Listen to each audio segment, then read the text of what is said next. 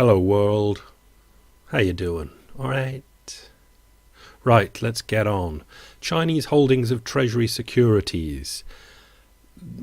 No great turn down in them, but the rise of the Chinese buying more US Treasuries is going down. Their tendency is not to increase their stock of US Treasuries. It can change, and we don't know why it's going down. But going down slightly it is. Census shows 1 in 2 people are poor or low income in the United States.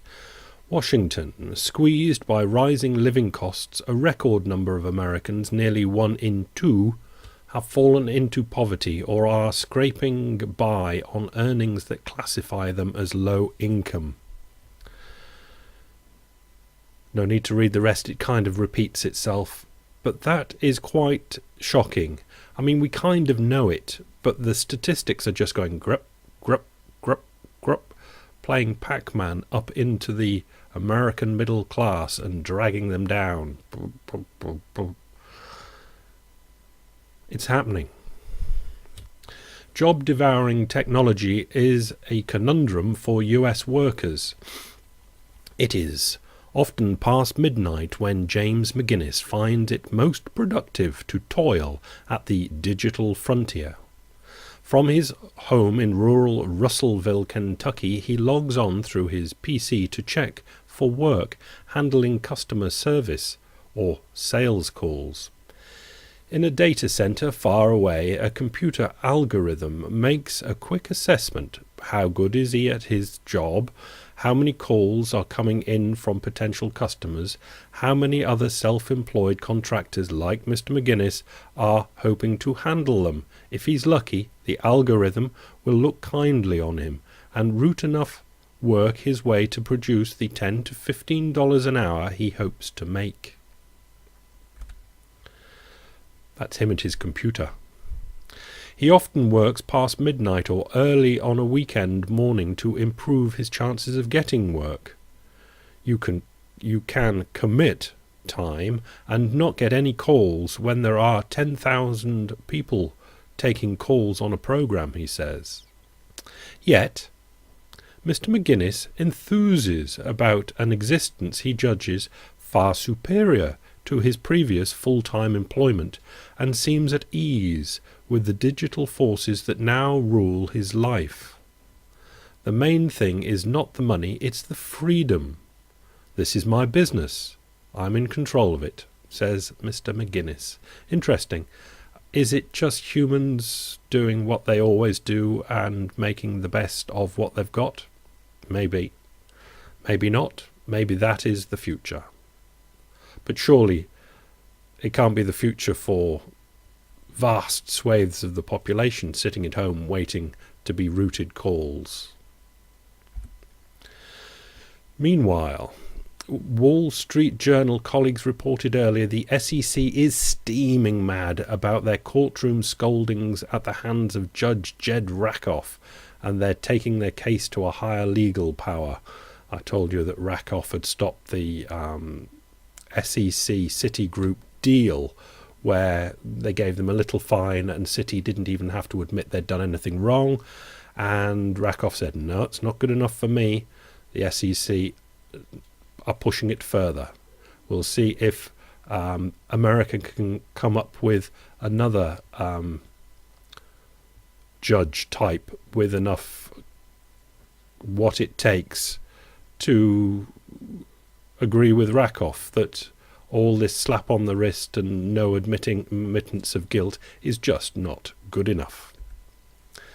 I watched this video. It was Cenk from Young Turks interviewing Glenn Greenwald, but mainly Cenk going off on one at the president, basically, who it's this new law they've signed now, he's going to sign, that Americans can be lifted by the military in America and held with no trial and things like that. And he says it violates, was it the 5th Amendment, the 12th Amendment, 14th Amendment, etc., etc. Glenn Greenwald comes on and calms him down slightly, But it seems that if you're American, you certainly need to know that sort of thing. And there's a 13-minute YouTube video to help you. Bloomberg, Victoria's Secret revealed in African child labour. Nothing that we couldn't suspect. Clarice Cambire's nightmare rarely changes. It's daytime. In a field of cotton plants that burst with purple and white flowers, a man in rags towers over her, a stick raised above his head. The voice booms, jerking Clarissa from her slumber. What's she doing? Sleeping. Get up and work. The harvest, this is later in the article, is Clarissa's second. Cotton from her first went from her hands onto the trucks of a Burkina Faso program that deals in cotton certified as fair trade. The fibre from that harvest then went to factories in India and Sri Lanka, where it was fashioned into Victoria's Secret's underwear, like the pair of zebra print hip hugger panties sold for $8.50 at the lingerie retailer's Water Tower Place store on Chicago's Magnificent Mile. Made with 20% organic fibres from Burkina Faso, the poorest country in the world, reads a stamp on the garment purchased in October. Forced labour and child labour aren't new to African farms. Clarissa's cotton, the product of both, is supposed to be different. It's certified as organic and fair trade, and so should be free of such practices. But organic involves a lot more manual labour, and it can't always be done by adults, so they rope in children. They've taken the labels off, apparently, now. French banker says UK should be first to be downgraded. And this is a central bank top nod, the chairman of the French central bank, Christian Noyer, and they're getting into really petty arguments, the UK and France, about, we're better than you, and if it comes to being downgraded, you should be downgraded first. And it doesn't sound very politic to me. So let's have a look and judge. Reuters have given us these charts so we can judge. Yellow is Germany, who are going to be well ahead of the UK and France, but it's a good comparison. And then blue is France, dun, dun, dun, dun, dun, dun, dun, dun, dun, and red is St George and his UK dragon. Real GDP. These are zeroed at 2006, and you can see Germany have gone up 4% of GDP, France are up a bit, and the UK is flat, hasn't gone up GDP at all. Unemployment rate, France near 10%, UK just over 8%, Germany down at 5.5%, top right. 10-year government bond yields, the UK and Germany down low towards 2%, and France above 3. Manufacturing PMIs for all three countries just below 50. Government gross debt as a percentage of GDP, all grouped together just over 80. Bottom left, annual CPI inflation, the UK is well above. Europe, treat that how you might. Government deficit as a percentage of GDP, top right. Government deficit as a percentage of GDP. For Europe, we don't want them any more than -3, and Germany isn't. It's within the Lisbon or Maastricht criteria. France is double the deficit that is required to be in euro at -6, but the UK is even greater at -8. Current account balance, the difference between imports and exports, let's leave it at that. Germany is positive, the UK just negative, and France -2 negative. So what do we say between France and the UK? Germany has definitely taken this game, but I think it's a tight-run job between the UK and France. And I think France gets it on the top right one there, government deficit as a percentage of GDP. if you're running over 8% deficit of GDP, you deserve to be downgraded. Because look at that from 2008.5, it's been over 8% of GDP. That's a lot of deficit spending that the UK government is doing. So for that, I give France the nod, and UK should be downgraded first. But of course, they've got their own independent central bank that can print up money, so it makes all the difference in the world. Next, capital markets. Financial Times. Sarkozy plan to prop up sovereigns is worrying. The quote there, if Albert Einstein's dictum of insanity being the act of doing the same thing again and again, expecting different results, were applied to the Eurozone, political leaders would be well on their way to being institutionalized.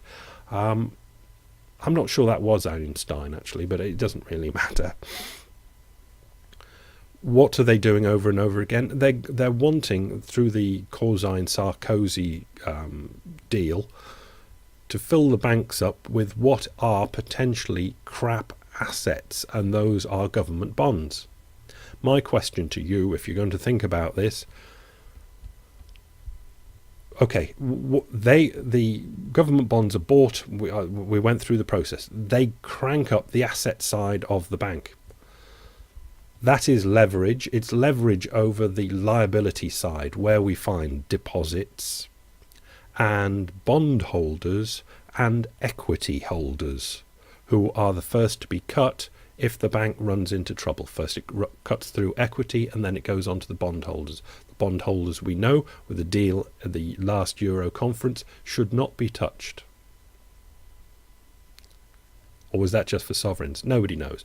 But that's the way it goes. So would you invest in a bank that was doing the Corzine-Sarkozy trade, cranking the balance asset side up, and cranking up leverage again with potentially crap assets? Or would you invest in a bank that was not doing it, but was going really against the wishes of the sovereign? And if you're going against the wishes of the sovereign and it comes to a default, cut through your equity holders, will the government just go, well, you weren't really doing what we wanted you to do, so we'll cut through the bondholders? So would you want to be a bondholder that was likely to run against what the government wants, or would you want to be a bondholder in a bank that's cranking up its assets, its leverage against equity and your bond holdings, but is running with the pack, going with what the government wanted to do? Or would you steer clear of banks altogether? New York CNN. The rating firm Fitch downgraded a cluster of the world's largest banks Thursday evening, pointing to trading challenges facing international markets. The banks included Bank of America, Morgan Stanley, Goldman Sachs, as well as Europe's Barclays, Societe Generale, BNP Paribas. Germany's Deutsche Bank and Switzerland's Credit Suisse were also downgraded. It was the third major credit rating agency to downgrade global financial institutions since September. They are watching.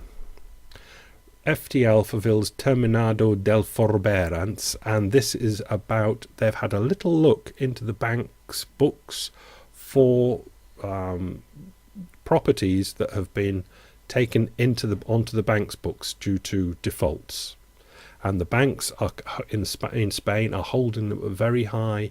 Some banks, again, it's divided. Some banks are selling them off cheap and therefore writing off some money. Other banks are saying, well, no, let's hold on for good times.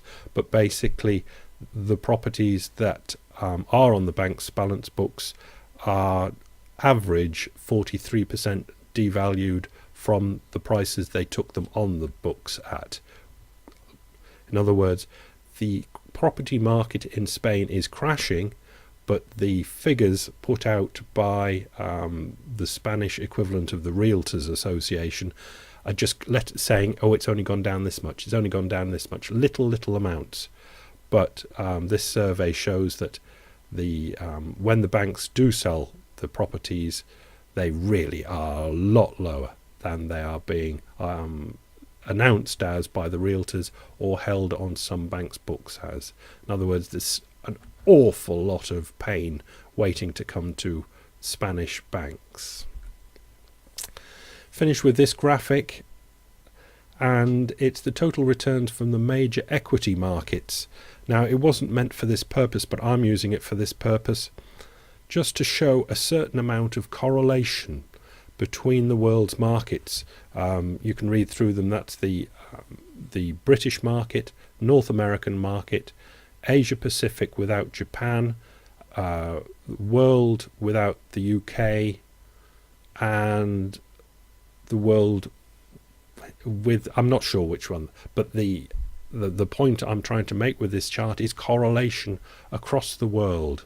And this is what is so important now, that the world is a global thing that is so linked, and it's very hard to do these, I'm sorry to be boring about it, but these arbitrage things by just going to another area and saying, well, we'll have a go here, because they're all so intertwined, intertwangled, linked up. And you can see, all right, in the summer there, the start of the summer, they kind of pulled apart, but you can see that was only for a while, and they've pulled together again now. They're splitting slightly apart, but the correlation is frightening in the world's markets, and that's the same for bond markets and capital markets. There are differences, but everything is so connected now that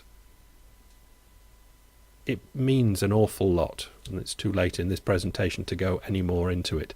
But it's dangerous, because if it really goes, it really goes. But if it really raises itself up, it'll be an absolute world boom. But first we've got to deal with the really goes down. Bye.